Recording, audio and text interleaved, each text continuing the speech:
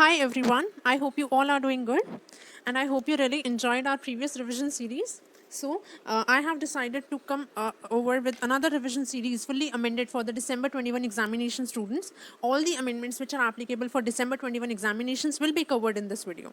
Further, a few set of students have requested me to upload fresh set of revision in Hindi English mixed language. So, I have decided to go with those students also for the benefit of everyone watching these videos. Okay, so let us start with the company's law portion first. So the first chapter we are going to start is the appointment and qualification of directors.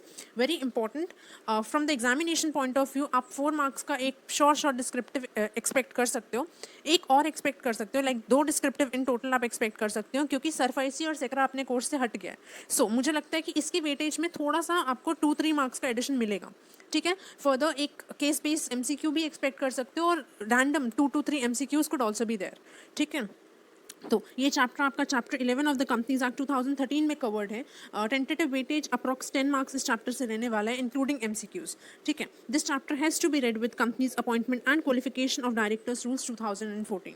And coverage of section की अगर बात करें तो section 149 से 172 तक हमारा इसमें covered रहेगा इस चैप्टर में. ठीक है. तो फर्स्ट सेक्शन से स्टार्ट करते हैं. बेसिक्स आपको पता ही है कि जब आपको लाइक पूरा जो ओनर्स होते हैं वो शेयर होल्डर्स होते हैं, लेकिन क्योंकि शेयर होल्डर्स बहुत ज़्यादा होते हैं नंबर्स में, तो वो पर्टिकुलर सेट ऑफ इंडिविजुअल्स को अपॉइंट कर देते हैं for the effective operations of the company. ठीक है. तो उनकी क्वालिफिकेशंस क्या होगी, उनका अपॉइंटमेंट कैसे होगा, उनका टेन्योर कैसे होगा, कौन कौन से डिफरेंट टाइप ऑफ डायरेक्टर्स हम अपॉइंट कर सकते हैं, उनका वो रिज़ाइन कर दें तो कैसे करेंगे, वो अगर अपने को रिमूव करना है तो उनको कैसे करेंगे, कोई पेनल्टी प्रोविजन, कोई कॉन्ट्रावेंशन वगैरह कुछ किया तो उसकी पेनल्टीज़ वगैरह हमारे को इस चैप्टर में बेसिकली पढ़ना है. ठीक है. तो स्टार्ट करते हैं अपने फर्स्ट सेक्शन से. सेक्शन 149(1) ये हमें बताता है minimum and maximum number of directors की लिमिट क्या है. पर उससे पहले ये हमें कहता है कि only individuals to be appointed as director. मतलब कोई भी firm, body, corporate, association of person, body of individual, society, club, trust वगैरह can not be appointed as a director. For being appointed as a director आपको individual होना पड़ेगा. उसके बाद ये हमें लिमिट बताता है कि पब्लिक, प्राइवेट, ओपीसी में 3 to 1 minimum number of directors required है रिस्पेक्टिवली, और मैक्सिमम तीनों की ही लिमिट है 15 डायरेक्टर्स की. ठीक. नाउ कंपनी 15 डायरेक्टर्स से ज़्यादा अपॉइंट कर सकती है by passing a special resolution in general meeting. But ये जो क्लॉज है आपका first provision, this is not applicable to these 2 companies, a government company and a section 8 company, provided they have not defaulted in filing financial statement and annual return to ROC. ठीक है. सिर्फ ये first provision is not applicable to these 2 companies. Rest the section is applicable. Okay. Is not applicable का मतलब क्या हुआ? मतलब ये कि अगर एक गवर्नमेंट कंपनी या सेक्शन 8 कंपनी 15 से ज़्यादा डायरेक्टर्स को अपॉइंट करना चाहती है तो उसको स्पेशल रेजोल्यूशन पास करने की ज़रूरत नहीं है. ठीक.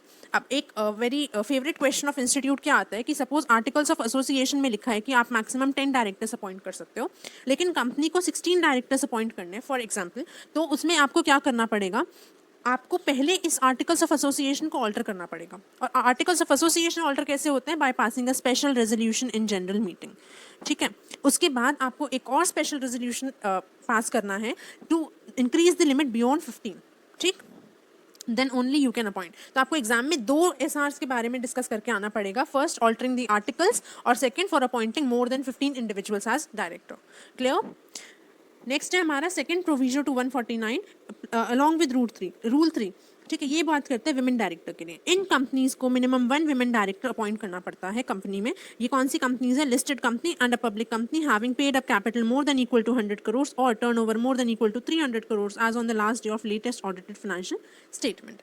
देन अगर एक कोई भी न्यूली इनकॉर्पोरेटेड कंपनी है तो उसको with in 6 months of incorporation, अगर वो इन क्राइटेरिया में फॉल करती है तो with in 6 months of incorporation उनको एक वुमेन डायरेक्टर अपॉइंट करना पड़ेगा. अगर कैजुअल वैकेंसी की बात करें तो वुमेन डायरेक्टर की casual vacancy has to be filled immediately in the next board meeting or within 3 months from the date of vacancy which ever is later. ठीक है. ये इंपॉर्टेंट है. फर्स्ट इंपॉर्टेंट एरिया हमने अभी देखा, ये important है इस सेक्शन में से. अब एक एग्जाम्पल के थ्रू अगर हम इसको समझें तो सपोज आज दैट इज 20th सितंबर को कैजुअल वैकेंसी अराइज हुई है. अब नेक्स्ट बोर्ड मीटिंग है सपोज हमारी 15th दिसंबर को. ठीक है. और विद इन 3 months कितना हुआ यहाँ से? 20th दिसंबर. ठीक. दैट मीन्स वॉट कि casual vacancy has to be filled by 15th December और 20th December, which ever is later, that means 20th December. But अगर मेरी कैजुअल वैकेंसी का डेट सेम है 20th September, अगर मेरी next board meeting suppose 25th December को होती है और 3 months यहाँ से 20th December होते हैं, तो विच एवर इज लेटर में आपको मैक्सिमम बाय 25th आपको कैजुअल वैकेंसी फिल करनी है. विच एवर इज लेटर है, ये यहाँ पे ध्यान रखना, लॉ में बहुत कम जगह पे लेटर यूज हुआ है and this is one of the areas. Okay, so next section 149(3) it talks about resident director. Applicability में हर एक कंपनी, every company without any criteria has to appoint at least one resident director and who is a resident director who stays in India for more than equal to 182 days during the current financial year. ठीक है, every company. Okay, तो minimum 182 days का stay जिसका हो in the current financial year, that is a resident director and every company has to appoint one resident director. Then अगर कोई newly incorporated company है, current year में ही उसका इनकॉर्पोरेशन हुआ है, तो ये जो 182 days हैं ये प्रोपोर्शनेटली एप्लीकेबल हो जाएंगे. IFSC पब्लिक प्राइवेट कंपनी के लिए ये सेक्शन फर्स्ट ईयर में एप्लीकेबल नहीं होता, ये CS वाले स्टूडेंट्स के लिए इंपॉर्टेंट है. This is not relevant for you guys. Okay, then 149(4) it talks about independent director. See, who is an independent director? First thing it says, it is a director other than a managing director, whole time director or a nominee director. कोई भी ऐसा director जो कि managing ना हो, whole time ना हो या नॉमिनी ना हो. Why these three are excluded? See, managing director और whole time director direct company के ऑपरेशंस में इन्वॉल्व होते हैं, तो आप उनको इंडिपेंडेंट नहीं कह सकते ना, वो कहीं ना कहीं बाइज्ड हो जाएंगे, इसलिए लॉ मेकर ने इनको सेपरेटली हटा दिया. ठीक है, nominee director, who is a nominee director, ये समझना पहले जरूरी है, आपको खुद समझ में आ जाएगा कि उसको हटाया क्यों है. देखो, नॉमिनी डायरेक्टर को बैंक्स या फाइनेंशियल इंस्टीट्यूशंस जब लोन देते हैं ना किसी कंपनी को, huge amount of loan, 1-2-5 crore की बात नहीं हो रही है, जब ह्यूज अमाउंट ऑफ लोन देते हैं तो उसकी वो लोन कंपनी रीपे कर देगी, इसको अश्योर करने के लिए वो जो बैंक या फाइनेंशियल इंस्टीट्यूशन जिसने लोन दिया है वो कंपनी के बोर्ड ऑफ डायरेक्टर्स में एक इंडिविजुअल को अपॉइंट कर देता है, जस्ट टू इंश्योर कि हमारा लोन कंपनी रीपे कर देगी. ठीक है, उस पर्टिकुलर पर्सन जो बोर्ड में उन्होंने अपॉइंट किया है उसको कहा जाता है नॉमिनी डायरेक्टर. तो क्योंकि ये तो कंपनी ने अपॉइंट ही नहीं किया, और इंडिपेंडेंट डायरेक्टर किसको अपॉइंट करना है, कंपनी को, तो कंपनी किसी थर्ड पर्सन के अपॉइंटेड पर्सन को अपना इंडिपेंडेंट डायरेक्टर नहीं बना सकती ना. So that is why nominee director is excluded here. ठीक है, देन एप्लीकेबिलिटी, इंडिपेंडेंट डायरेक्टर किन कंपनीज को रखने की जरूरत है, तो फर्स्ट ऑफ ऑल तो लिस्टेड कंपनीज और सेकंड है unlisted public companies. Private companies पे section is not applicable, it is applicable only to 2 category, listed public company and unlisted public company. Listed public company के case में total जितने directors हैं उसके minimum 1/3 directors जो हैं वो आपके इंडिपेंडेंट डायरेक्टर होने चाहिए, और इसमें अपवर्ड राउंडिंग आपका लगेगा क्योंकि इट सेज एटलीस्ट 1/3. ठीक है, and in case of an unlisted public company minimum 2 directors आपके इंडिपेंडेंट डायरेक्टर्स होने चाहिए. अब किन अनलिस्टेड पब्लिक कंपनीज को ये सेक्शन लगने वाला है इंडिपेंडेंट डायरेक्टर वाला, इट सेज जहां पे turnover is more than equal to 100 crore या फिर आउटस्टैंडिंग डिबेंचर डिपॉजिट्स और loan are more than 50 crore not equal to, okay, and where the paid up share capital is more than equal to 10 crore. ऐसी companies को minimum 2 independent directors आपको appoint करने हैं. Now यहाँ पे एक conflict आ जाता है क्योंकि ऑडिट कमेटी की लिमिट भी सेम है, और ऑडिट कमेटी वाले सेक्शन में क्या कहा गया है कि आपको मेजॉरिटी डायरेक्टर्स को इंडिपेंडेंट होना चाहिए. तो यहाँ लॉ मेकर क्या कहता है कि 2 या फिर majority directors independent, which ever is higher जो आ रहा है ना, आपको मिनिमम उतने इंडिपेंडेंट डायरेक्टर्स रखने हैं, अपॉइंट करने हैं. ठीक है, नाउ ये जो रूल 4 में अनलिस्टेड पब्लिक कंपनी के बारे में बताया गया है, ये इन 3 कंपनीज में नहीं लगता, joint venture, wholly owned subsidiary and dormant company, इन तीनों को इंडिपेंडेंट डायरेक्टर अपॉइंट करने की जरूरत नहीं है. ओके, देन अगर 3 साल तक कंसेक्यूटिवली 3 years तक कंपनी इन क्राइटेरिया को मतलब इस क्राइटेरिया में नहीं आ रही है, तो उस कंपनी को आगे इंडिपेंडेंट डायरेक्टर अपॉइंट करने की ज़रूरत नहीं है. मतलब क्या, फर्स्ट ईयर में अगर कंपनी इस क्राइटेरिया में फॉल होती है तो उसको मिनिमम 3 साल तक इंडिपेंडेंट डायरेक्टर अपॉइंट करना पड़ेगा, इररिस्पेक्टिव कि वो अगले 2 सालों में इस क्राइटेरिया में फॉल कर रही है या नहीं कर रही. इस क्राइटेरिया में जब आप कंसेक्यूटिवली 3 years तक सीज हो जाओगे फॉल करना, तो ही आप इंडिपेंडेंट डायरेक्टर का प्रोविजन आप पे नॉट एप्लीकेबल होगा. ओके, वैकेंसी यहाँ पे सेम है विमेन डायरेक्टर वाली, that means next board meeting or within 3 months from the date of vacancy which ever is later. Okay, I hope I am very clear till here. Section 149(5) talks about transition provision. जो भी companies act 1956 और 2013 में independent director के provision में जो भी ऊपर नीचे है, तो वो आपको कंप्लाई करने के लिए कंपनीज एक्ट ने 1 year दिया है कि आप उनको कंप्लाई कर लो. मतलब कि आप कंपनीज एक्ट को कंप्लाई कर लो, उसके लिए आपको 2013 को कंप्लाई करने के लिए 1 साल का टाइम आपको दिया है. 149(6) most important area of this particular chapter, यहाँ से काफ़ी बार क्वेश्चन आया हुआ है. ठीक है, वेरी इंपॉर्टेंट। तो इसको देख लेते हैं, meaning and criteria of independent director, who can be an independent director, यहाँ पे वो बातें करी गई हैं। ठीक है, तो एक पॉइंट हम ऑलरेडी पढ़ चुके हैं कि director other than managing director, whole time director और नॉमिनी डायरेक्टर, अगर कोई पर्सन इन क्राइटेरिया को फुलफिल कर रहा है लेकिन वो मैनेजिंग डायरेक्टर है तो वो इंडिपेंडेंट डायरेक्टर नहीं बन सकता। Same in case of whole time director and nominee director. Okay, so start करते हैं इसका क्राइटेरिया पढ़ने का। फर्स्ट क्राइटेरिया है अपना, अ person of integrity, expertise and experience. ये सिर्फ लॉ की भाषा में होता है, एक्चुअल में आप इसको प्रूफ नहीं कर सकते। ठीक है, तो ये आपको रट्टा लगाने के लिए काम आएगा।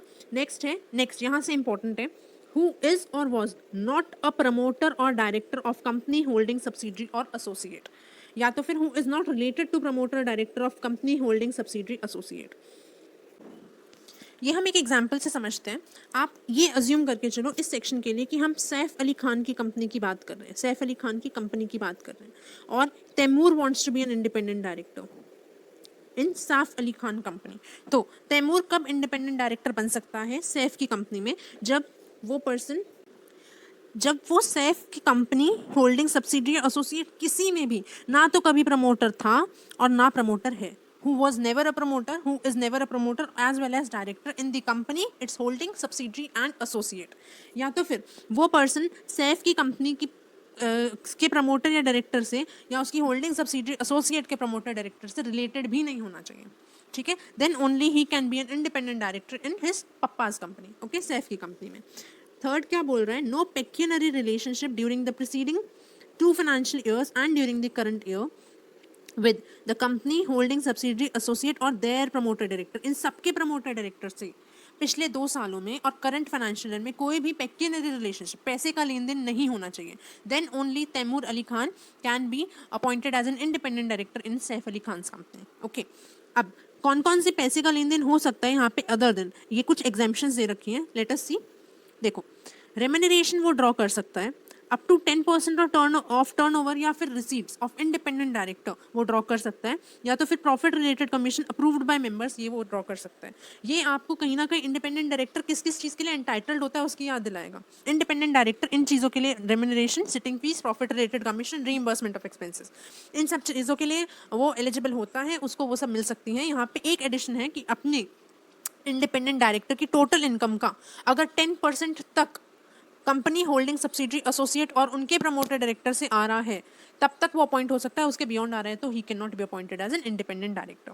ठीक है, and this is not applicable to a government company, this particular point. Okay, pecuniary relationship वाला।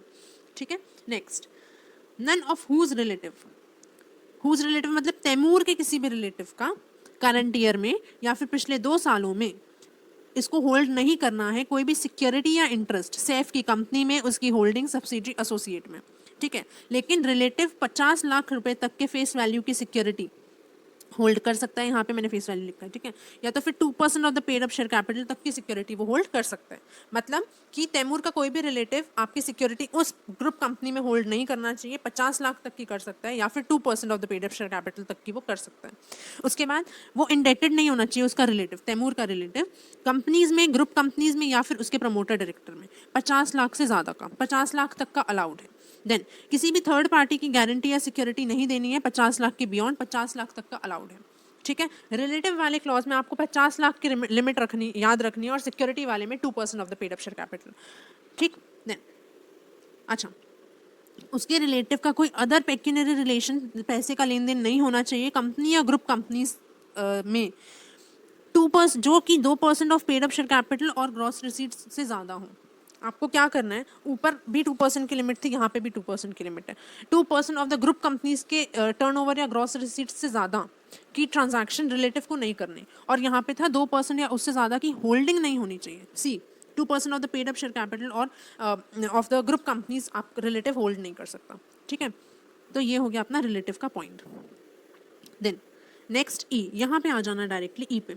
Okay, then nor himself neither through his relative, ना वो खुद ना उसका कोई रिलेटिव, ना तैमूर खुद ना उसका कोई रिलेटिव होल्ड और हेल्ड KMP और employ in the group companies in the preceding 3 financial year. पिछले 3 सालों में आप या आपका कोई भी रिलेटिव पूरे ग्रुप कंपनीज का की मैनेजरियल पर्सोनल नहीं होना चाहिए, लेकिन यहाँ पे एक एग्जाम्पशन दी है कि रिलेटिव एम्प्लॉय हो सकता है।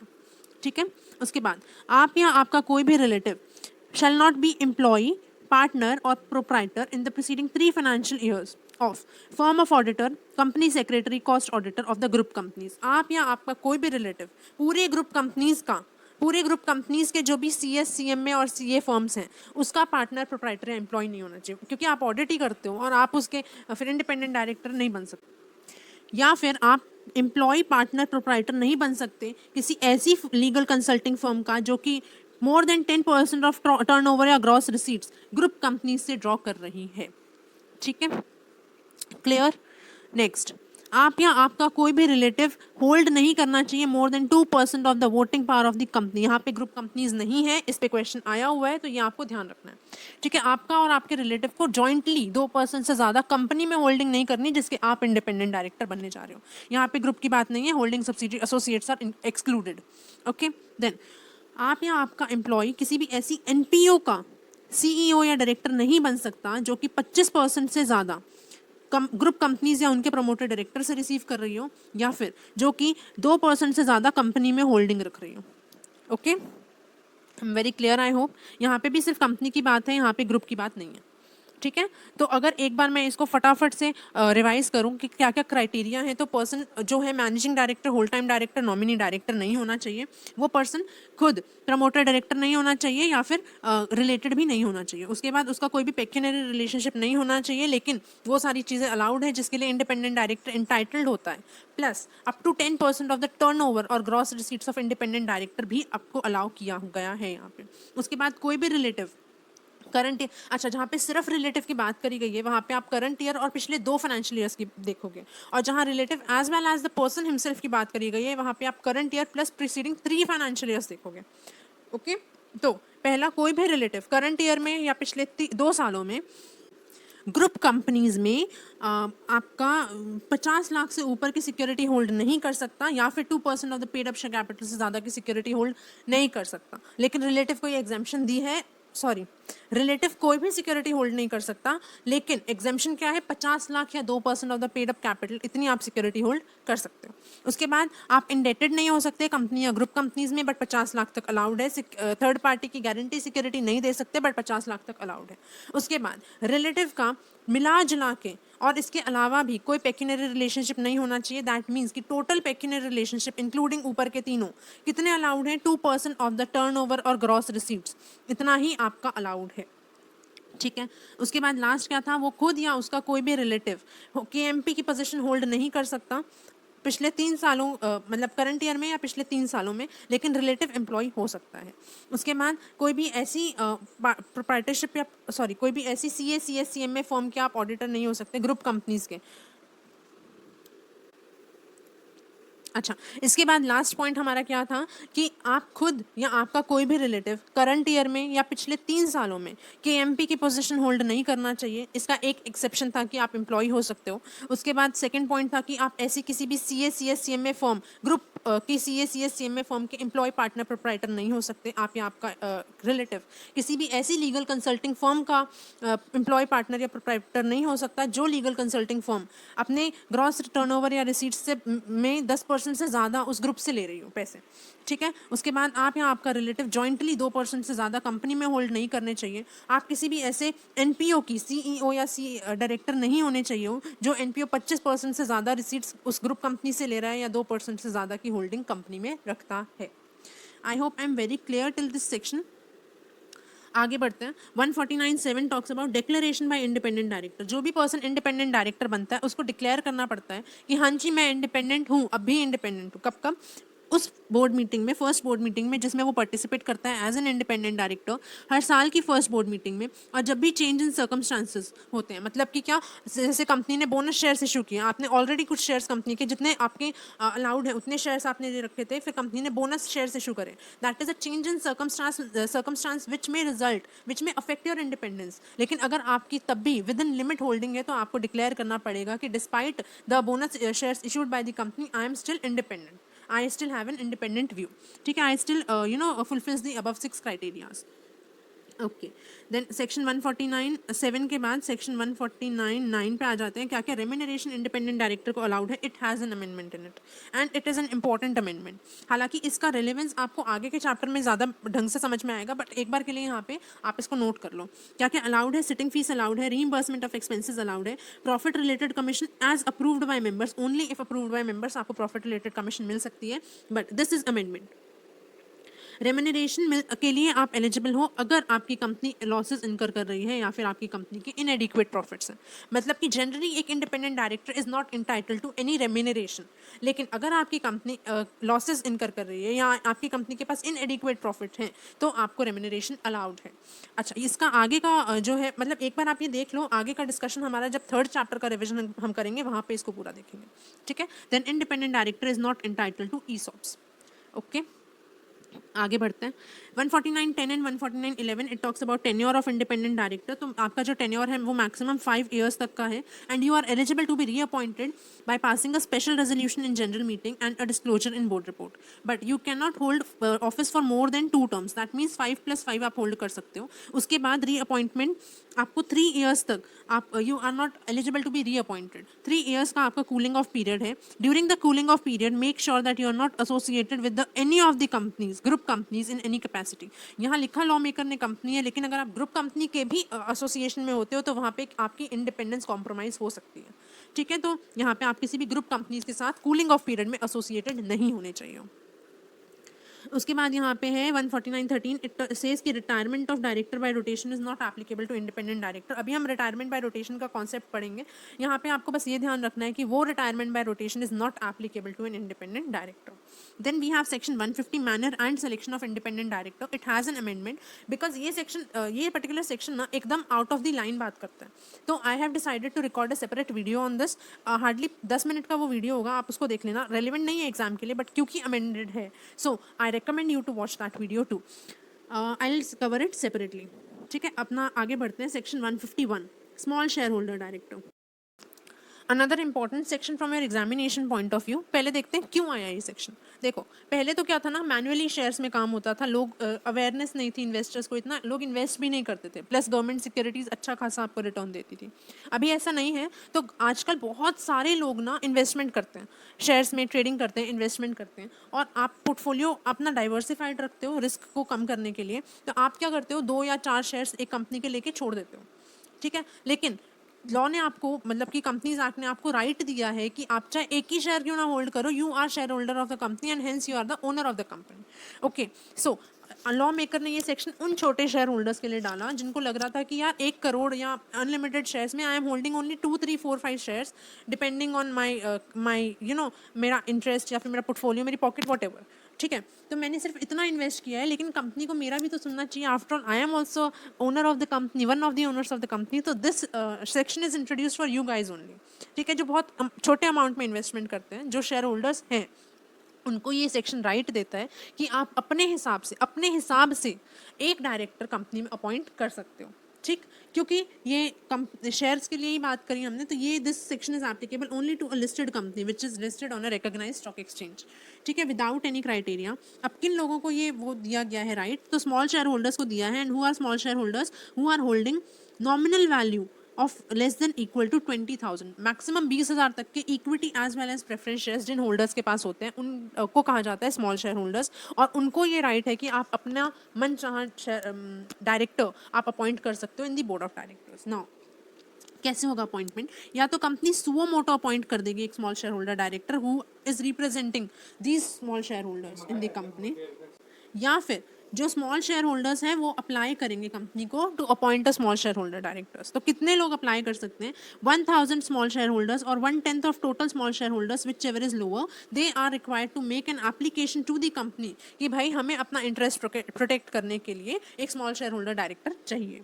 नाउ नोटिस देना पड़ेगा at least 14 days before the meeting which should be accompanied by the DIN of the person who is propose to be small share holder director. एक डिक्लेरेशन देना पड़ेगा नोटिस के साथ कि वो जो कंसर्न है जिसको आप अपॉइंट करना चाहते हो वो डिस्क्वालीफाइड नहीं है, और उसको एक कंसेंट टू एक्ट देना पड़ेगा that yes I have consented to act as small share holder director in so and so company. Okay, then small share holder director does not retire by rotation, ये अपने आगे पढ़ेंगे अभी, ठीक। Tenure ये important है, इन 2 एरियाज से question आता है अगर इस सेक्शन में से आएगा तो। टेन्योर इसका 3 इयर्स है maximum and he is not eligible for reappointment. That means once a small shareholder director can never be a small shareholder director in the same company. Okay, he is not eligible for reappointment and he cannot be appointed for 3 years in any other capacity. That means appointment for first 3 years, then a cooling period of 3 years in which he is not eligible to be appointed in any capacity in the same company. And after the expiry of 3 years also, he is not eligible to be reappointed as a small shareholder director in the same company. Okay, however he can be appointed as any he can be appointed in any other capacity in the same company. लेकिन ये आपका दूसरी company में as a small share holder director आप इसको appoint कर सकते हो। यह भी हम आगे पढ़ेंगे। देखो, one person can be a small shareholder director in maximum 2 companies at the same time. एक टाइम पे एक पर्सन 2 कंपनीज में स्मॉल शेयर होल्डर डायरेक्टर हो सकता है maximum. And both the companies must not be in a competing business. नहीं तो ज्यादती हो जाएगी ना, आप इसके सीक्रेट्स उस कंपनी को बताओगे, उसके इस कंपनी को बताओगे, लोचा हो जाएगा। इस वजह से इसको इंट्रोड्यूस किया। फॉर एग्जाम्पल, आप पेप्सी और कोका कोला में at the same time small share holder director नहीं बन सकते हो, आप पेप्सी और बाटा में बन सकते हो। Okay, Then section 164 and 167, it talks about disqualifications and vacation of office. It applies to a small shareholder director as they apply to any other director. Okay. Then small shareholder director, अच्छा यहाँ पे एक important नहीं है, small share holder director may not be a small share holder of the company. एक बार case study आई थी इसलिए मैंने ये पॉइंट यहाँ पे दे दिया। And he needs to be an independent director. That means he has to fulfil 149(6) का मीनिंग क्राइटेरिया जो दे रखा है उसके 5 points. Okay, I hope I am clear. Then 152(1), it talks about first directors of the company. कौन होंगे first directors? First directors होंगे जिनका नाम आर्टिकल्स ऑफ एसोसिएशन में गिवन होगा। अगर आर्टिकल्स में नहीं है तो जिनका टेबल एफ में लिखा होगा, वो भी नहीं है तो subscribers to MOA. In absence in case these two are silent, तो subscribers to MOA will be your first directors. ठीक है, फर्स्ट डायरेक्टर्स बनने के लिए वही सारी कंडीशन, इनको अपना दिन देना पड़ेगा, consent to act as director देना पड़ेगा और एक डिक्लेरेशन देनी पड़ेगी कि ये लोग डिस्क्वालीफाइड नहीं है। उसके बाद इनका टेन्योर होगा up to the annual general meeting. इसके बाद यहाँ पे मैंने इंक्लूड नहीं किया है, बहुत जनरल है, बचपन से पढ़ते आ रहे हो। सब्सिक्वेंट डायरेक्टर्स को अपॉइंट करते हैं शेयर होल्डर्स जनरल मीटिंग में। ठीक है, और उसके लिए भी ये तीनों चीज़ें आपको दिन, consent to act as director और डिस्क्वालीफाइड नॉट डिस्क्वालीफाइड की डिक्लेरेशन आपको देनी पड़ेगी। उसके बाद ये एक इंपॉर्टेंट पॉइंट मुझे लगा यहाँ पे दिया मैंने, इसको देख लो। डायरेक्टर्स जो होंगे वो कंपनी को कंसेंट देंगे in form DIR2। Then company needs to furnish this consent to ROC in form DIR12 within 30 days. And this is not applicable to a government company and a Section 8 company provided they have not defaulted in filing financial statement and annual return to ROC. Important नहीं है, बस एक बार go through कर लिया।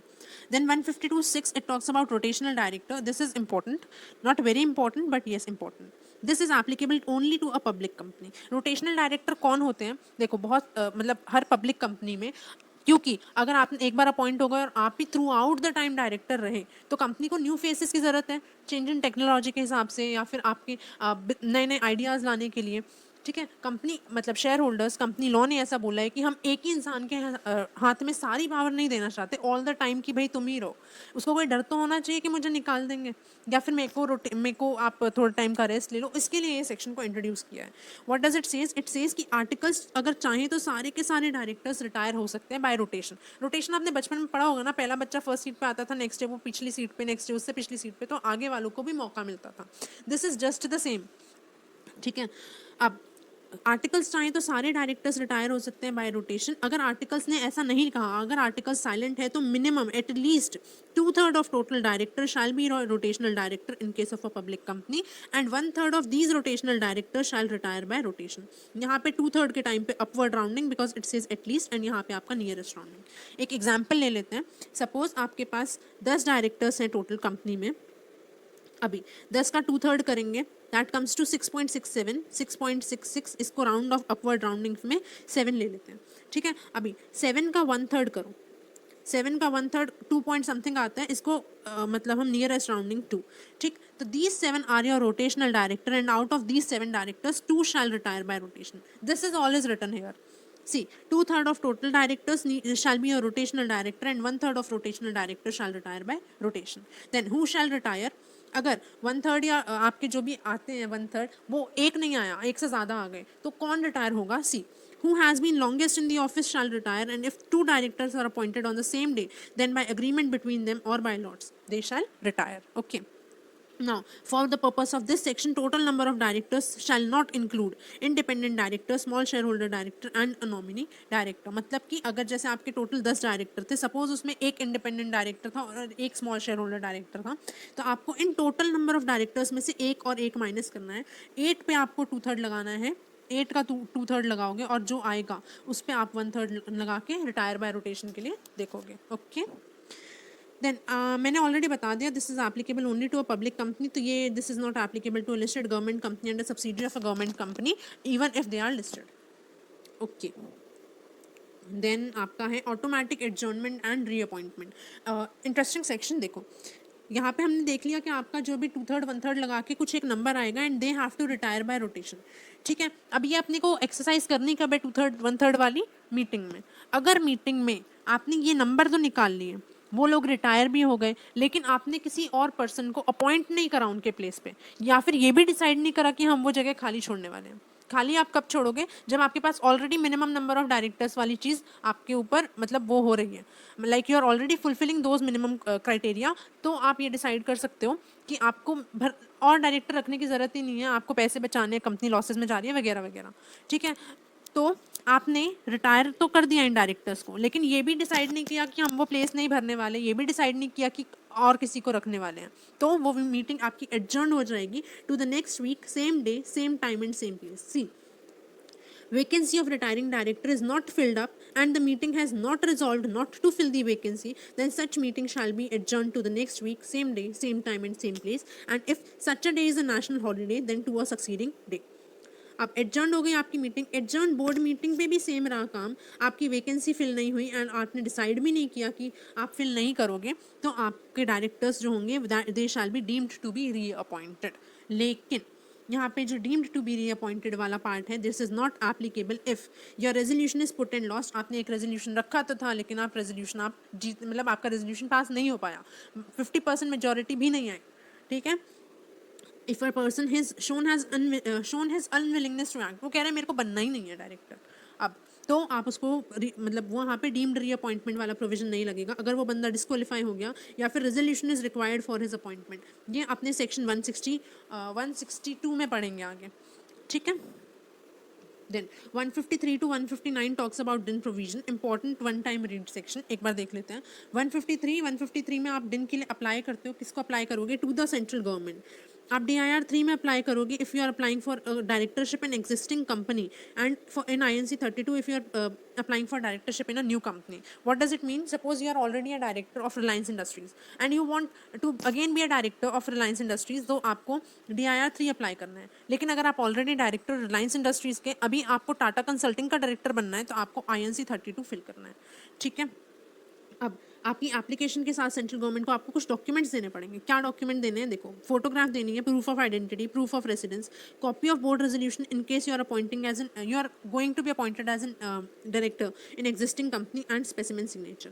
Now DIR 3 जो है वो डिजिटली वेरीफाई करेगा whole time company secretary, CEO, CFO, managing director या director of the proposed company. DIR 3A देना है अगर जो पर्सन अपॉइंट होने वाला है, मतलब प्रपोज पर्सन है, अगर उसका कोई लास्ट नेम नहीं है तो अपने फादर या ग्रैंडफादर का लास्ट नेम यूज़ कर सकता है. उसके लिए DIR 3A देना पड़ेगा.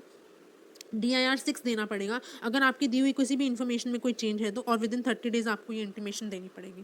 देन आपका दिन कब कब कैंसिलेशन हो सकता है? तो जब डेथ हो जाए इंडिविजुअल की, इंडिविजुअल अनसाउंड माइंड का हो जाए, इंसॉल्वेंट हो जाए, अगर आपने डुप्लीकेट दिन ऑब्टेन कर लिया है, या फिर आपने जो दिन लिया था ना वो फ्रॉड्यूलेंट मैनर से किसी को बेवकूफ़ बना के ले लिया था. ना इन 4 केसेस में आपको reasonable opportunity of being heard नहीं मिलती. वाई? बिकॉज यहाँ तो डेथ हो गई, यहाँ पे पागल हो गया, क्या अपॉर्चुनिटी दें? इंसॉल्वेंट में आपके कंपनीज एक्ट में और काफ़ी सारे अदर एक्ट में एक इंसॉल्वेंट पर्सन को कोई राइट नहीं दिया गया है. ठीक है, तो यहाँ पे रीजनेबल अपॉर्चुनिटी नहीं दी है, डुप्लीकेट दिन में नहीं दी है, लेकिन अगर आप फ्रॉड्यूलेंट मीन्स से दिन ऑब्टेन करते हो तो यहाँ पे आपको reasonable opportunity of being heard मिलेगी. ओके, देन 153 में हमने एप्लीकेशन किया सेंट्रल गवर्नमेंट को. 154 में आपको अलॉट होगा DIN within 1 month of receipt of application by the central government. Then 155 says 1 person can hold maximum 1 DIN. 156 says कि director को इंटीमेट करना पड़ेगा डिन कंपनी को with in a period of 1 month. And 157 में company को डिन intimate करना पड़ेगा ROC को 15 दिन में. यानी कि डायरेक्टर कंपनी को देगा 30 डेज, कंपनी को ROC को देना है 15 डेज. ओके, अगर कंपनी यहाँ पे फेल करती है टू फर्निश डिन टू आरओसी, तो यहाँ पे कंपनी को पेनल्टी लगेगी 25,000 रुपये minimum, continuing 100 per day, maximum 1,00,000 rupees. और ऑफिसर ऑन डिफॉल्ट की भी सेम है पेनल्टी। 158 में इट सेज कि अगर आप कोई भी इंफॉर्मेशन रिटर्न या पर्टिकुलर फर्निश कर रहे हो with respect to your company, तो वहाँ पे डायरेक्टर को अपना डिन फर्निश करना मैंडेटरी है। आप AOC 4 MGT 7 वगैरह भरते हो आर्टिकलशिप में अगर, तो वहाँ पे उनमें भी आपने देखा होगा कि लास्ट में क्या जा रहा है, आपके डायरेक्टर का डिन जाता है वहाँ पे, डिजिटली साइन करते हो, तो ये इसी की कृपा से होता है। ओके, देन आपका 159, अगर आपने कोई भी डिफॉल्ट किया है अंडर सेक्शन 152, 155 एंड 156, तो आपको flat penalty 50,000 plus continuing penalty 500 per day की लग सकती है। Okay, I hope I am very clear till here. Next section है हमारा section 160। It says right of any other person, right of any person other than the retiring director to stand for directorship. आप retiring director तो obviously he has a chance to stand for directorship, लेकिन अगर कोई अलग person, कोई नया person चाहता है कि मैं फलानी कंपनी का डायरेक्टर बन जाऊं, तो कंपनीज एक्ट ने उस पर्सन को एक राइट दिया है। अब यहाँ पे दो टाइप के राइट हैं। अगर मैं ऑलरेडी कंपनी की शेयर होल्डर हूँ, तो मैं अपना नाम नॉमिनेट कर सकती हूँ कि I want to be a director, या फिर मैं किसी थर्ड पर्सन का नाम भी नॉमिनेट कर सकती हूँ। लेकिन अगर मैं कंपनी की मेंबर नहीं हूँ, शेयर होल्डर नहीं हूँ, तो मैं सिर्फ अपना नाम दे सकती हूँ, क्योंकि मेरा सुनने वाला है कौन, मेरे को कोई राइट नहीं दिया ना। ठीक है, तो and it is applicable only in case of a public company. See, member can give candidature for himself as well as for other person. However, any other person can give candidature of himself only. Now, if I want to be a director in the company, तो लोगों को पता होना चाहिए। लोगों को कैसे पता चलेगा? मेरे को 14 डेज, कंपनी को 14 days prior to general meeting एक नोटिस देना पड़ेगा। जो incoming director, propose incoming director है, उसको एक डिपॉजिट देना पड़ेगा 1,00,000 रुपीज़ का। हाउएवर, ये डिपॉजिट आपका नहीं लगेगा if you are going to be appointed as an independent director. अगर आपका नाम जो है वो NRC, नॉमिनेशन रेम्युनरेशन कमेटी ने रिकमेंड करा है, या फिर अगर आपका नाम बोर्ड ने रिकमेंड करा है, तो आपके 1,00,000 रुपये बचे। ठीक है, फर्दर अगर आप किसी निधि कंपनी के लिए डायरेक्टरशिप के लिए जा रहे हो, तो आपको ये डिपॉजिट 1,00,000 की बजाय 10,000 का लगेगा, और ये डिपॉजिट आपका रिफंड हो जाएगा अगर आप इलेक्ट हो जाते हो, या फिर आप 25% से ज़्यादा वोट्स गैदर कर लेते हो। ओके, यहाँ पे it is says more than 25%, that is not equal to 25%। Okay, now company वो नोटिस जो होगी ना, वो कंपनी मेंबर्स को नोटिस देगी at least 7 days before the general meeting कि so and so person also like has nominated himself, और so and so member has nominated this person to stand for directorship in the company. ऐसा ऐसा करके notice देगी। Notice कैसे देगी? Individual notice देगी, अपनी वेबसाइट पे पोस्ट करेगी। अगर इंडिविजुअल नोटिस नहीं देना चाहती है कंपनी, तो न्यूज़पेपर में डलवा देगी, और न्यूज़पेपर बचपन से पढ़ते आ रहे हो, एक इंग्लिश न्यूज़पेपर, एक लोकल लैंग्वेज में vernacular newspaper. Okay, 161 important section, अच्छा खासा इंपॉर्टेंट सेक्शन, काफ़ी बार आया हुआ है। ठीक है, व्हाट डज इट सेज? 161 आपके डिफरेंट टाइप ऑफ डायरेक्टर्स और उनकी कैजुअल वैकेंसी के बारे में बात करते हैं। तो सबसे first type of director 161 says talks about additional director.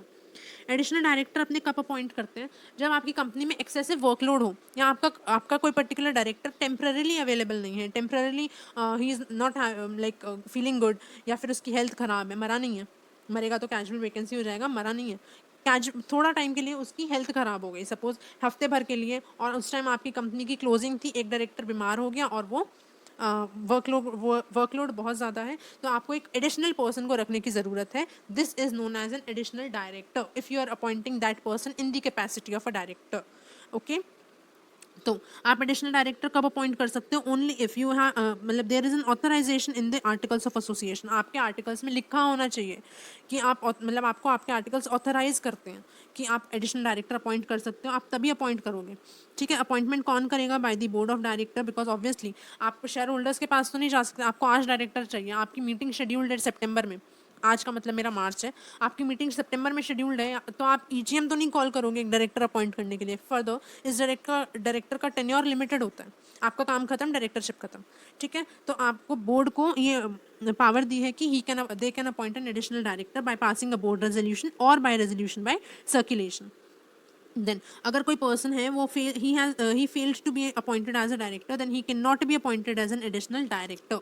Tenure limited tenure होता है, नेक्स्ट AGM जब तक भी होगी, या फिर date on which AGM should have held, he has to vacate his office on whichever is earlier date. That means अगर आपकी मीटिंग हेल्ड नहीं करी आपने, 30th September was the last date for suppose for holding AGM, और आपने AGM hold नहीं करी, तो आपको फाइन वाइन लगता है, दैट इज ओके, लेकिन वो पर्सन को उस दिन ऑफिस वेकेट करना पड़ेगा, despite the being the fact कि आपने मीटिंग हेल्ड ही नहीं करी। ठीक है, he has to vacate on the last day on which AGM should have held. Okay, then यहाँ लिखा है if no AGM held last day on which AGM ought to have held, he has to vacate his office. He is a non-retiring director. He shall not retire by rotation and he will be included in the maximum number of directorship under section 165. आगे पढ़ेंगे. Okay, then अपना alternate director 161(2).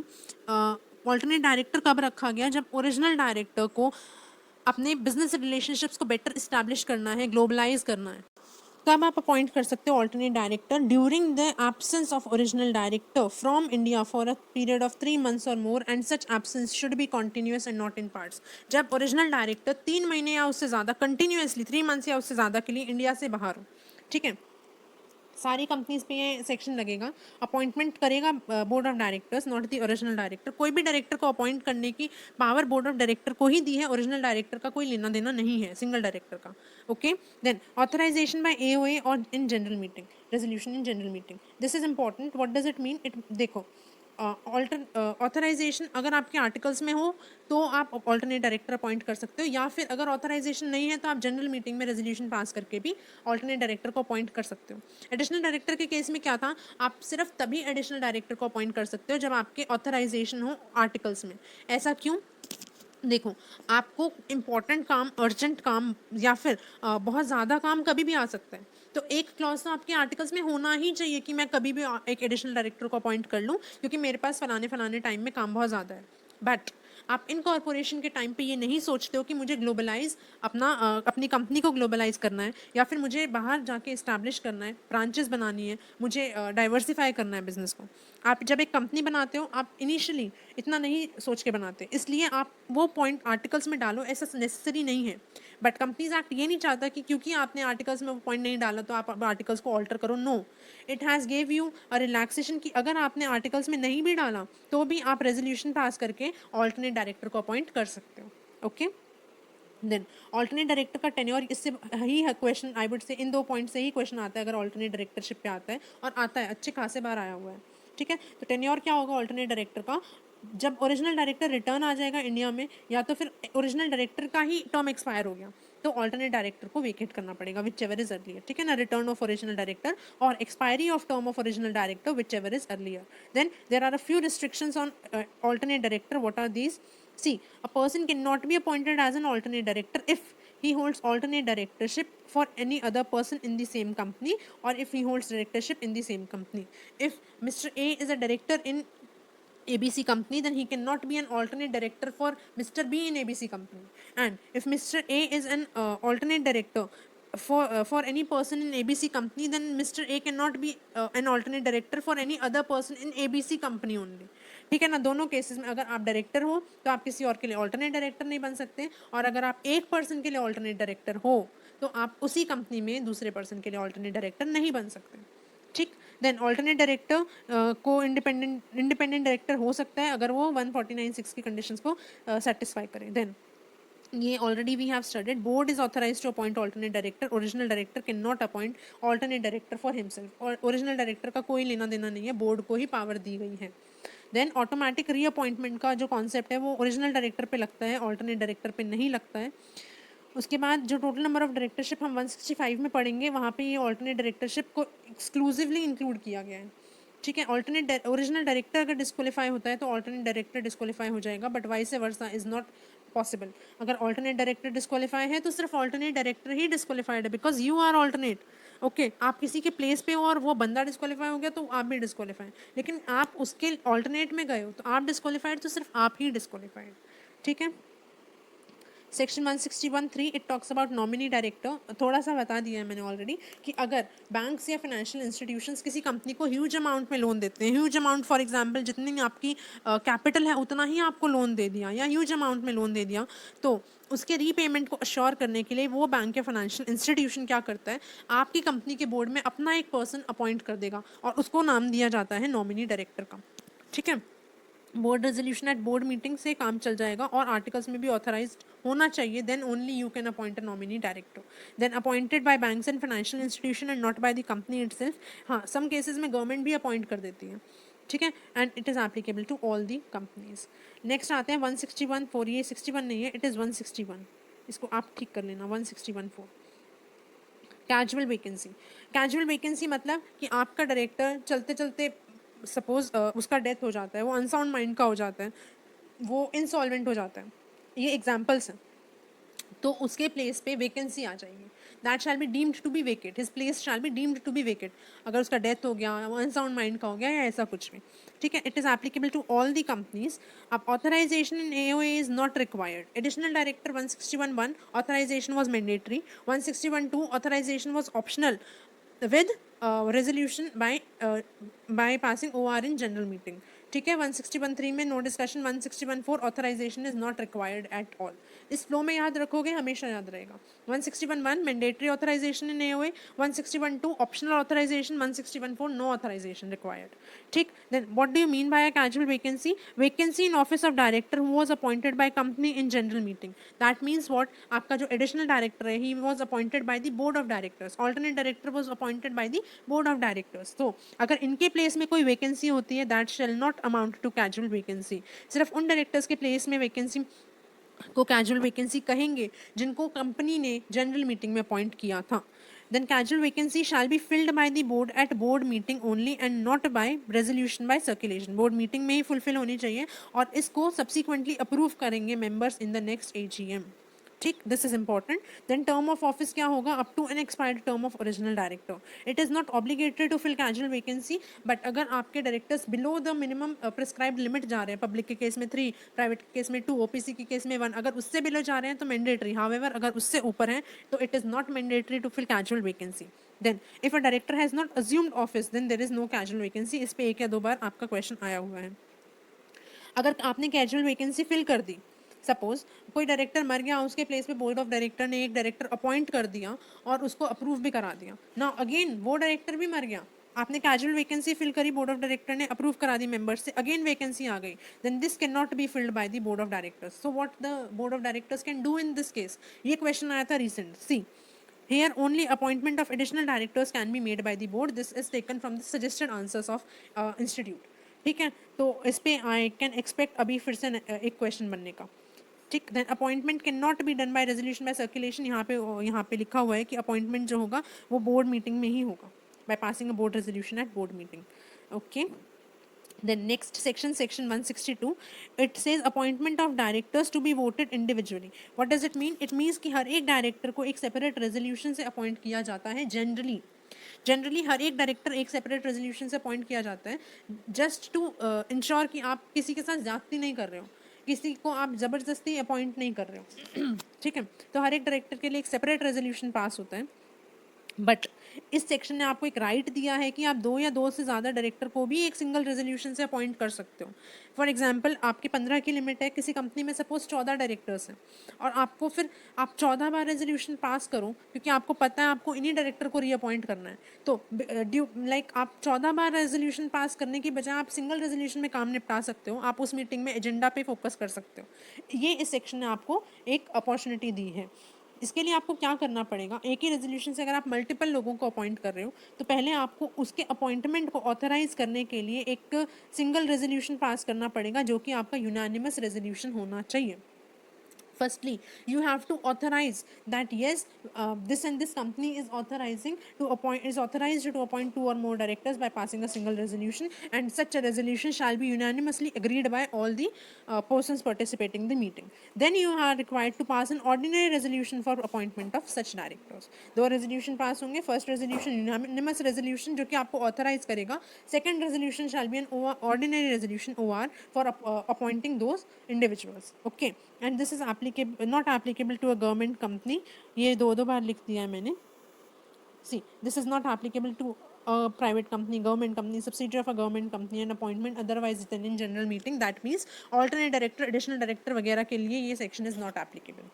Okay. Section 163 proportional representation से appointment क्या होता है, सबसे पहले वो देखने का ज़्यादा ज़रूरी है. सपोज देखो, जनरली क्या होता है, जनरली 51 मेजॉरिटी से आपके डायरेक्टर्स का अपॉइंटमेंट होता है. Suppose like 1 individual is holding 51% voting share and 10 individuals are holding 49% voting share. तो डायरेक्टर कौन अपॉइंट कर सकता है? ये एक इंडिविजुअल कंपनी के डायरेक्टर को अपॉइंट कर सकता है, because he is holding majority, है ना. However, they are large in number but they cannot appoint because majority यहाँ पे नहीं है. तो ये सेक्शन क्या कहता है, ये सेक्शन आपको कुछ ऐसे मेथड्स देता है जहाँ से जिससे कि आप मतलब दूसरे मेथड्स देता है for appointing the director. One of the method is head count. आप शेयर होल्डिंग के बजाय आप कितने लोग हो उस पर आप वोटिंग करोगे. Head count, show off hands वगैरह जो भी आप देखते हो, this is one of the methods given by this section. Okay, आपको मेजॉरिटी डिसाइड करने के लिए वोटिंग पावर की बजाय हेड काउंट ले लो या तो फिर और कोई मेथड ले लो. ठीक है. अब ये वाला मैनर कब आप अप्लाई कर सकते हो, when you are authorized by the articles of association. Then minimum 2/3 directors आपको इस मेथड से प्रोपोर्शनल रिप्रेजेंटेशन से अपॉइंट करना पड़ेगा. अगर आप इसको अप्लाई कर रहे हो तो आपको प्रोपोर्शनल रिप्रेजेंटेशन से अपॉइंटमेंट जो होगी आपको 1 in 3 years करनी पड़ेगी. अगर कैजुअल वैकेंसी आ जाती है, that has to be filled by board and has to be approved by members in the subsequent annual general meeting. और ये एक ओवरराइडिंग इफेक्ट देता है on the entire companies act, because companies act में हर जगह जहाँ पे भी डायरेक्टर के अपॉइंटमेंट की बात है वो मेजॉरिटी वोटिंग शेयर से ही है. And this section gives several other methods for appointment of directors. And this section is not applicable to a 100% government company, subsidiary of a 100% government company, provided they have not defaulted in filing financial statement and annual return to ROC. Okay. बहुत important section नहीं है, maximum एक MCQ आ सकता है, वो भी in the extreme circumstances. Then section 164 disqualification for appointment of director. 164 के 2 subsections हैं जो कि आपको डिस्क्वालिफिकेशन की बातें करते हैं. 161(1) talks about the grounds for disqualification, मतलब इंडिविजुअल ने ये डिफॉल्ट्स किए हैं इसकी वजह से वो डिस्क्वालिफाइड है. और 161(2) में कंपनी ने कुछ हरकतें कर दी जिसकी वजह से डायरेक्टर डिस्क्वालीफाई हो गया. ठीक है, यहाँ पे डायरेक्टर की वजह से डायरेक्टर डिस्क्वालीफाइड, वहाँ पे कंपनी की वजह से director disqualified. So let us see एक डायरेक्टर कब कब डिस्क्वालीफाई होता है. See, when he becomes a person of unsound mind, when he becomes a person who is an undischarged insolvent, when he has applied himself for insolvency and his application is pending, then when he is convicted by a court for an offence and sentenced to imprisonment for 6 months or more and 5 years have not been lapsed from the expiry of sentence. अगर आपको court ने convict कर दिया और 6 महीने से ज़्यादा की जेल सज़ा सुना दी, तो जिस दिन आपकी सज़ा कंप्लीट हो रही है ना, उससे 5 साल तक आप डायरेक्टर बनने के लिए डिस्क्वालीफाइड हो, है ना. यहाँ पे लिखा है कि 5 years have not lapsed from the expiry of sentence, and if you are sentenced for 7 years or more, then you are disqualified for lifetime. Okay. Then order disqualifying him has been passed by court or tribunal. Then you have not paid calls on shares held by you either singly or jointly, and 6 months have been lapsed from the last date fixed for payment of call. Last date से 6 महीने तक आपने payment नहीं करी calls की, उन shares आपने जो शेयर्स ले रखे थे उनकी कॉल्स की, तो आप डिस्क्वालीफाई हैं. उसके बाद आपने डीलिंग मतलब रिलेटेड पार्टी ट्रांजैक्शन में आपने कोई घपला कर दिया तो पिछले 5 सालों में, तो आप डिस्क्वालीफाइड हैं. अगर आपको डिन अलॉट नहीं हुआ तो आप डिस्क्वालीफाइड हैं. और अगर आपने if you have not complied with section 165(1), मतलब आप 10 या 20 कंपनी से ज़्यादा में डायरेक्ट 10 पब्लिक और टोटल 20 से ज़्यादा में अगर आप डायरेक्टर हैं तो भी आप डिस्क्वालीफाई होते हैं. नाउ ये चीज़ मुझे एक स्टडी मटेरियल में नया देखने को मिला. What does it says. अच्छा, ये मैं आपको आगे पढ़ाती हूँ. 161(2) के साथ 164(2) के साथ पढ़ाऊंगी, आपको बेटर समझ में आएगा. So here we are done with these 9 clauses. अगर आप इन 9 में से कोई एक हरकत कर देते हैं तो आप डिस्क्वालीफाई हो जाएंगे. ठीक है. Now disqualification by reason of default made by the company. Company ने कोई डिफॉल्ट कर दिया and the director is disqualified, है ना. ये है 164(2). So it says person who is or has been director shall be disqualified for being reappointed in that company or being appointed in any other company for 5 years. 5 साल के लिए आप उस company में रीअपॉइंट या फिर किसी दूसरी कंपनी में अपॉइंट होने के लिए डिस्क्वालीफाइड हैं अगर वो कंपनी जिसमें आप डायरेक्टर हैं, that company has not filed financial statement and annual return for 3 consecutive financial years, और that company has failed to repay the deposits or pay interest, redeem debentures or pay interest, or pay the declared dividend, and such failure continues for 1 year or more, then you are disqualified for 5 years. Disqualified for being reappointed in the same company and for being appointed in any other company. Okay. अब यहाँ पे एक provision insert किया है, last time कर दिया था. ये क्या कहता है कि डायरेक्टर ऑफ डिफॉल्टिंग कंपनी, ऊपर हमने क्या पढ़ा, he shall not be appointed और reappointed, appointed in any other company and reappointed in the same company, he shall not be eligible for that, and he has to vacate his office in any other company. इस पे case studies आती हैं और बहुत बार आई हैं. ठीक है. But he can continue in the defaulting company till his tenure in that company. Okay. And क्योंकि उस कंपनी ने डिफॉल्ट कर दिया, तो अब न्यू सेट ऑफ डायरेक्टर्स को अगर आप इंट्रोड्यूस करते हो, अपॉइंट करते हो उस कंपनी में, तो वो डायरेक्टर्स, न्यू जो डायरेक्टर्स आ रहे हैं, incoming directors, they shall not be disqualified for first 6 months. Okay, I hope I am very clear. और ये सेक्शन है, this is not applicable to a government company provided it has not defaulted in filing financial statement and annual return to ROC. ठीक है, अगर आपकी company ने default किया तो डिफ़ॉल्टिंग कंपनी में आप कंटिन्यू कर सकते हो, रेस्ट ऑफ द कंपनीज में आपको वेकेट करना पड़ेगा और आप दूसरी किसी कंपनी में अपॉइंट नहीं हो सकते. न्यू फेसेस के लिए कोई डिस्क्वालिफिकेशन नहीं है for first 6 months. Now this is something new जो मैं अभी बता रही थी. Director of any company which is under investigation has been convicted of an offence under section 217, then such director has to vacate his office and shall be disqualified from holding office in any other company. What does it mean? See, यहाँ पे अगर आपकी company कोई default करती है तो आप existing company में कंटिन्यू करेंगे, अदर कंपनीज से वेकेट करना है. ओके, बट अगर आपकी कंपनी का इन्वेस्टिगेशन चल रहा है, 217 का इन्वेस्टिगेशन, हम आगे पढ़ेंगे 217 का इन्वेस्टिगेशन चल रहा है और आपके डायरेक्टर को कन्विक्ट मान लिया गया है, your director has been proven to be convicted, तो आपके डायरेक्टर को इमीडिएटली वेकेट करना पड़ेगा अपना ऑफिस उस कंपनी में भी. ओके, और वो बाकी किसी कंपनी के लिए भी डिस्क्वालीफाई, ये तो सेम है, बाकी कंपनीज के लिए भी डिस्क्वालीफाई हो जाते हो, you have to vacate, but आपको एग्जिस्टिंग कंपनी में भी अपना ऑफिस वेकेट करना पड़ेगा. Okay, this is important. I am expecting one case study from this point this time. Then 164(3) ये क्या कहता है, प्राइवेट कंपनी इन सब क्लॉजेज, ये जो ऊपर दे रखे हैं 164(1) में, 164(2) में, इसके अलावा अगर कोई और पॉइंट देना चाहे डिस्क्वालिफिकेशन का, कि अगर आपने ये नहीं किया तो आप डिस्क्वालीफाई, तो वो प्राइवेट कंपनी को अलाउड है, वो दे सकती है. देन यहाँ पे है डायरेक्टर डिस्क्वालीफाई होंगे अगर आपने अपील भी प्रेफर कर दी है तो. सी, यहाँ पे आपके 3 पॉइंट्स थे कि अगर आप कन्विक्टेड हो किसी ऑफेंस के लिए, आपका डिस्क्वालिफिकेशन का ऑर्डर पास कर दिया है, या तो फिर आप मतलब आप कन्विक्टेड हो of dealing with related party, तो आप डिस्क्वालीफाई हो जाओगे, और आप तब भी डिस्क्वालीफाई रहोगे अगर आपने कोई अपील फाइल कर दी है तो. Here it is written. Okay, then we have section 165, important section, expect कर रही हूँ कि इस अटेम्प्ट में आने के चांस हैं इसके.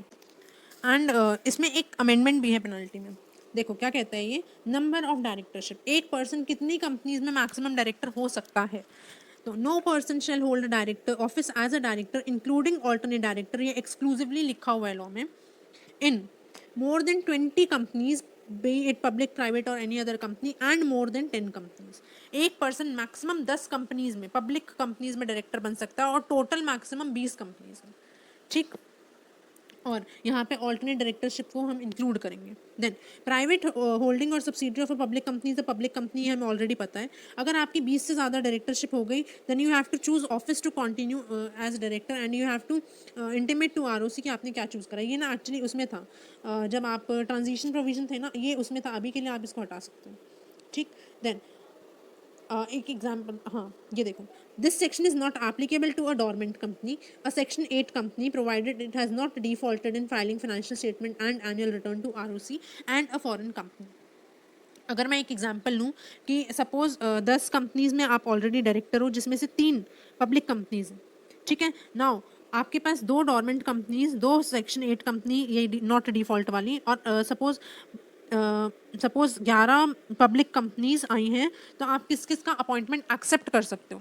तो see, you are already director in 10 companies including 3 public companies, तो मैक्सिमम आप 7 मोर पब्लिक कंपनीज का अपॉइंट आप एक्सेप्ट कर सकते हो. तो इस 11 में से 7 का, दीज आर नॉट इंक्लूडेड, तो आप इसका n नंबर, मतलब अनलिमिटेड, आप इन कंपनीज का अपॉइंटमेंट एक्सेप्ट कर सकते हो. आपको ऐसे केस स्टडी सॉल्व करनी है. अच्छा, क्यों मैं एक्सपेक्ट कर रही हूँ, क्योंकि इसकी पनिशमेंट में अमेंडमेंट है. पहले क्या था कि अगर आप कॉन्ट्रवीन करते हो तो आप, सबसे पहला तो अगर आप कॉन्ट्रवीन करते हो आप डिस्क्वालीफाई हो जाओगे, अभी हमने पढ़ा है 9th क्लॉज में. ठीक है, if you have not complied with section 165, तो आप डिस्क्वालीफाई हो जाते हो under section 161(19). Okay, 164(19). Okay, and आपको पनिशमेंट भी लगेगा. पहले था 5,000 पर डे मिनिमम, और कोई मैक्सिमम नहीं था लिमिट. अभी मिनिमम 2,000 रुपीज़ पर डे इसको रिड्यूस करके कर दिया, एंड मैक्सिमम 2 लाख रुपीज़ तक का आपको फाइन लग सकता है. ओके, देन 166 में हमारा ड्यूटीज़ ऑफ डायरेक्टर के बारे में बोला है. उसमें पनिशमेंट है 1 lakh rupees to 5 lakh rupees. Duties of director वही है कि आपको अनड्यू एडवांटेज नहीं लेना है, you have to act in good faith वगैरह. वन टाइम रीड आप कभी भी कर लेना, बस इसमें पनिशमेंट है 1 लाख टू 5 लाख. अभी आपको ये रेलिवेंट नहीं है, बिकॉज अभी काफ़ी पनिशमेंट्स में अमेंडमेंट आई है, तो आप इसको अवॉइड कर सकते हो. Then section 167 vacation of office, किन किन सर्कमस्टांसेस में एक डायरेक्टर को ऑफिस वेकेट करना पड़ेगा ये बता रखा है. So, there are few grounds for vacation of office. First is when a director becomes disqualified under section 164 if he absents himself from all the board meetings held during preceding 12 months. अगर आपने एक भी board meeting पिछले 12 महीने में जो भी board meeting हुई आपने एक भी बोर्ड मीटिंग में आप प्रेजेंट नहीं हो तो you have to vacate your office. ठीक. देन कॉन्ट्रावेंशन आपने किया 184 का, मतलब आपने ऐसे किसी कॉन्ट्रैक्ट में एंटर किया जिसमें आप इंटरेस्टेड थे, या फिर अगेन कॉन्ट्रावेंशन 184 का आप इंटरेस्टेड थे लेकिन आपने डिस्क्लोज ही नहीं किया कि मैं इंटरेस्टेड था, या फिर आपके डिस्क्वालिफिकेशन का ऑर्डर पास कर दिया है कोर्ट या ट्राइब्यूनल ने, या तो फिर you are convicted by court and sentenced to imprisonment for 6 months और मोर, और where you have been removed as per the provisions of this act. यहाँ पे 169 में रिमूवल के कुछ प्रोविजन है, अगर आप रिमूव हो जाते हो तो आपको वेकेट करना पड़ेगा अपना office. And the last point is where you have been appointed as a director by virtue of holding office or employment in holding subsidiary associate and you cease to hold such office or employment. आपको इस company का director इसलिए बनाया था क्योंकि आप holding company के director थे. अभी होल्डिंग कंपनी के आप डायरेक्टर नहीं रहे तो आपको इस कंपनी का भी डायरेक्टरशिप से वेकेट करना पड़ेगा. ठीक. देन इसमें दो प्रोविजन है कि आपका ऑफिस फर्स्ट 30 डेज़ के लिए वेकेट, 30 डेज़ का आपको टाइम दिया है वेकेशन के लिए, लेकिन अगर आपने 30 डेज़ के अंदर अंदर एक अपील फाइल कर दी है तो आप कब तक ऑफिस वेकेट नहीं करोगे, जब तक कि वो अपील डिस्पोज ऑफ नहीं हो जाती प्लस 7 डेज़. अपील डिस्पोजल के बाद भी 7 डेज़ तक आपके पास एक चांस है, आप ऑफिस वेकेट नहीं कर सकते. लेकिन आपने उन 7 डेज़ के अंदर अगर एक और अपील फाइल कर दी तो जब तक कि वो सेकंड फर्दर वाली अपील डिस्पोज ऑफ नहीं होती आप ऑफिस वेकेट नहीं करोगे. ओके. और ये जो आपको टाइम दिया है ना 30 डेज़ का, अपील आप कब कर सकते हो, जब आपको कोर्ट को चैलेंज करना हो. So this point is relevant only for this and this E and F, जहाँ पे आपको कोर्ट ने कन्विक्ट किया है या फिर कोर्ट ने आपके अगेंस्ट डिस्क्वालिफिकेशन का ऑर्डर पास किया है. This is same as previous. अगर आप this is same as previous. Private company additional grounds of vacation of office भी दिखा सकती हैं. और अगर आपका वेकेशन सारे के सारे डायरेक्टर्स वेकेट का ऑफिस वेकेट हो गया तो प्रमोटर या तो फिर प्रमोटर के एब्सेंस में central government minimum number of directors जितने कंपनी में होने चाहिए, जिसको कहते हैं रिक्वायर्ड नंबर ऑफ डायरेक्टर्स, वो उनको अपॉइंट कर सकती है. और उनका ऑफिस का टेन्योर कब तक होगा, जब तक कि एजीएम में शेयर होल्डर्स डायरेक्टर अपॉइंट ना करें. Then one more amendment is there. Penalty यहाँ पे अगर आप वेकेशन में कोई कॉन्ट्रावेंशन करते हो इस पर्टिकुलर प्रोविजन में, तो यहाँ पे आपकी पेनल्टी थी पहले 1 lakh rupees to 5 lakh rupees और एक इम्प्रिजनमेंट था अप टू 1 ईयर. अभी ये इम्प्रिजनमेंट जो है ना वो रिमूव कर दिया है. I am not expecting a question, लेकिन हो सकता है एक MCQ में इसको पूछ लिया जाए कि वो उसका पनिशमेंट क्या होगा, तो वो 4 ऑप्शन देके इसमें आपको कन्फ्यूज़ कर सकते हैं. Then next section 168, very easy section. It talks about resignation of director. एक डायरेक्टर अगर रिज़ाइन करता है तो उसको नोटिस जो है वो राइटिंग में देना पड़ेगा. Oral resignation is not allowed under this act. Then आपका रेजिग्नेशन कब से इफेक्टिव होगा, तो आपने जो नोटिस दिया है ना उस पर जो डेट मेंशन्ड है या तो फिर नोटिस की डेट से which ever is later. Suppose आज 20th है, आपने आज एक नोटिस दिया और बोला मैं 25 सितंबर से I am resigning office from 25th September and today is 20th September. So whichever is later, 25th September से आपका resignation effective हो जाएगा. Then director अपना ये intimation ROC को कर सकता है DIR 11 में, but it is optional for the director. Then for whom it is mandatory? It is mandatory for the company. Company shall inform with reasons of resignation to ROC within 30 days of resignation in DIR 12.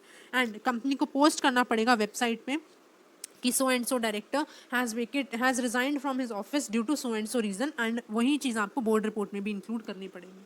ठीक. Then आपके resignation को acceptance की ज़रूरत नहीं है, आपका resignation valid रहेगा.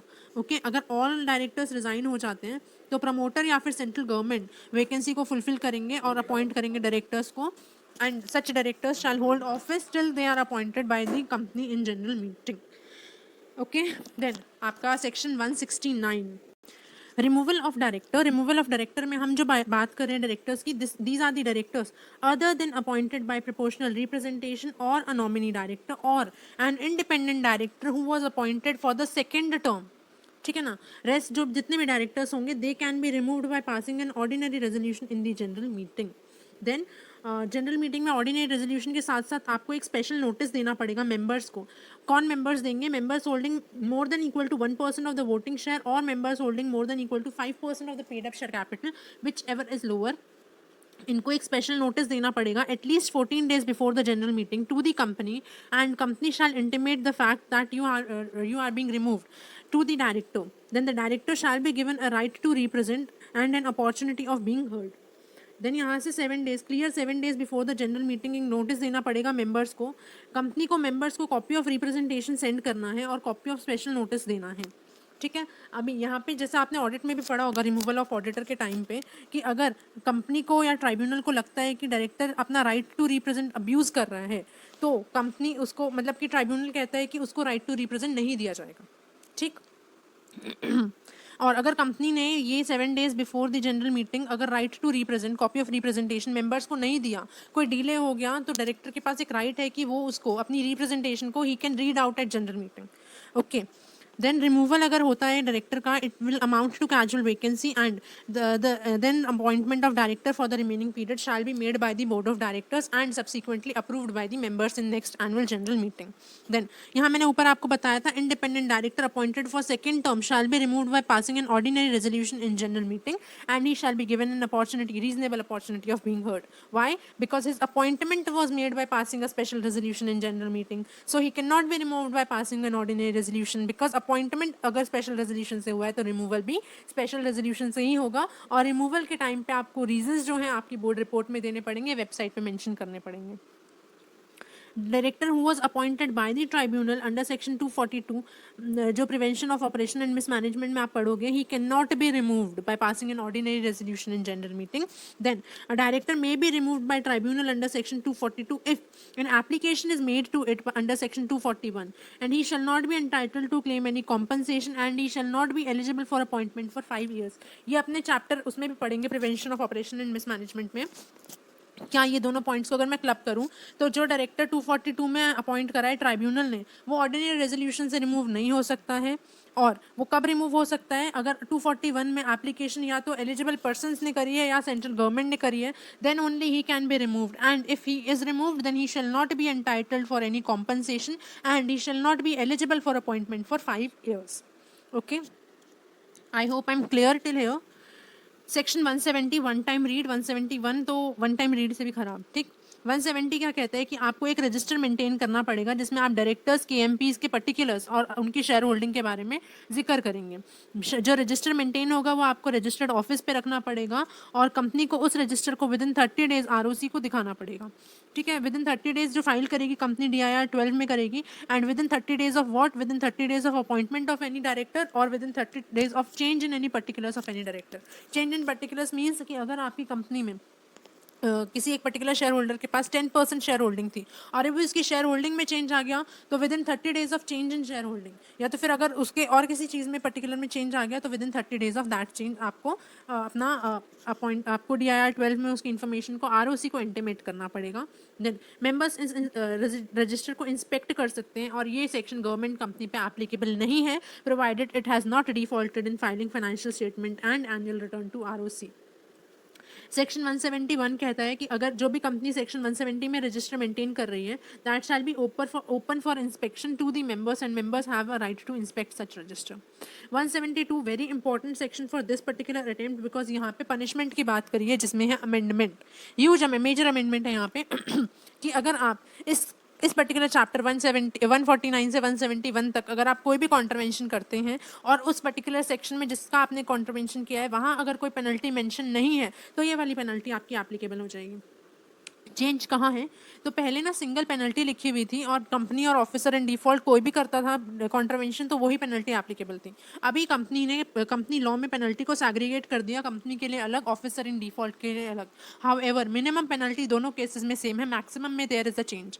Late us see, अगर कंपनी डिफॉल्ट करती है 149 से 171 तक के सेक्शंस में, तो company shall be liable for a fine of 50,000 rupees per day with a continuing penalty of 500 rupees per day that can extend to maximum 3 lakh rupees. और officer in default में minimum penalty 50,500 per day in case of continuing default, and maximum shall be 1,000। तो यहाँ पे दोनों की minimum penalty same है, company और officer in default. Maximum companies के केस में 3 लाख, ऑफिसर इन डिफॉल्ट के केस में 1 lakh rupees. So this is all about this section. एक बार अगर So this is all about this revision lecture for this chapter. I hope you really enjoyed watching this, and if you did so, please hit the like button. Please do subscribe to my channel, and if you have any doubt, if you want me to cover anything in English, any topic or the entire chapter, do let me know in the comment section below. For notes or any other help, you can subscribe to my Telegram channel. The link is given in the description box. All the best. Thank you.